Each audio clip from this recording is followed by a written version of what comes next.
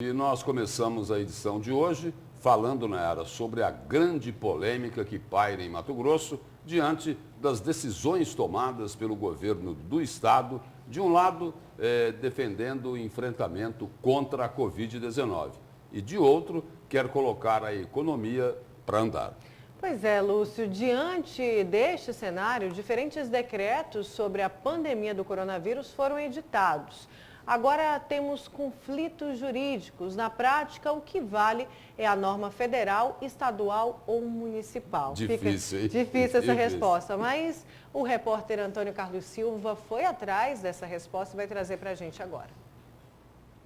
Para enfrentar o coronavírus, a Lei Federal 13.979, de 6 de fevereiro, e o Decreto Federal 10.282, de 20 de março, assinados pelo presidente Jair Bolsonaro, permitem o funcionamento de empresas que mantêm serviços essenciais. Transporte público municipal, intermunicipal, desde que observadas as regras sanitárias. Como exemplo, a higienização do transporte público, serviço de tratamento de água e esgoto e distribuição de água.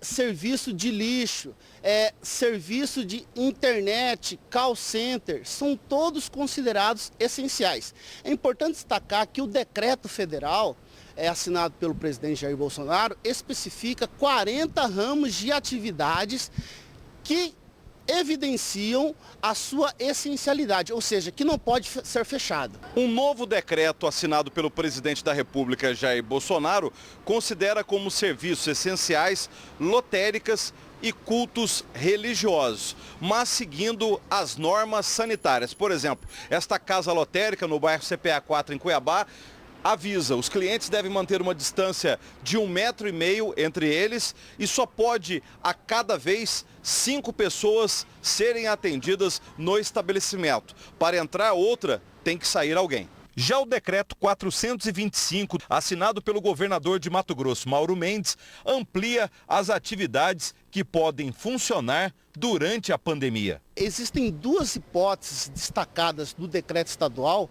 que, a meu juízo, não se enquadra ao conceito de serviço essencial. Qual seja, concessionário de veículos e o funcionamento de shopping centers. Não há previsão, tanto na lei federal quanto no decreto federal, que diz que esses dois ramos se adaptam, se adequam ao conceito de serviço essencial.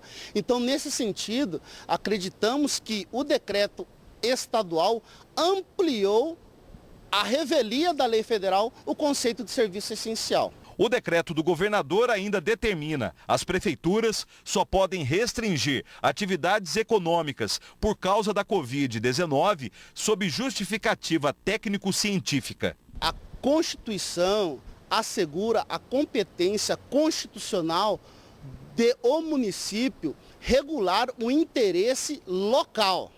Neste caso, o decreto estadual ele afronta a autonomia do poder público municipal, ofendendo o pacto federativo, na medida em que ele subtrai o poder público municipal de regular matéria atinente ao interesse exclusivamente local. E isso não pode. Mas os ministérios públicos do Estado, do Trabalho e Federal notificaram o governo de Mato Grosso para suspender o decreto 425. O Estado deve regulamentar matéria atinente ao interesse regional.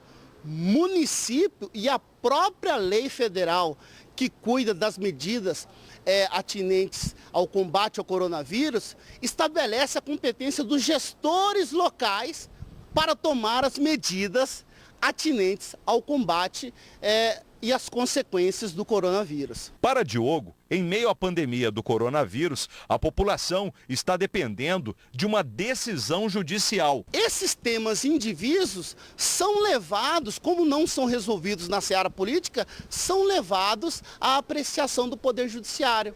E o que acontece é a judicialização de questões políticas. É preciso deixar bem claro que administrar é aplicar a lei de ofício. Se o Poder Executivo, se o administrador não aplica a lei de ofício, certamente o Poder Judiciário assim o fará.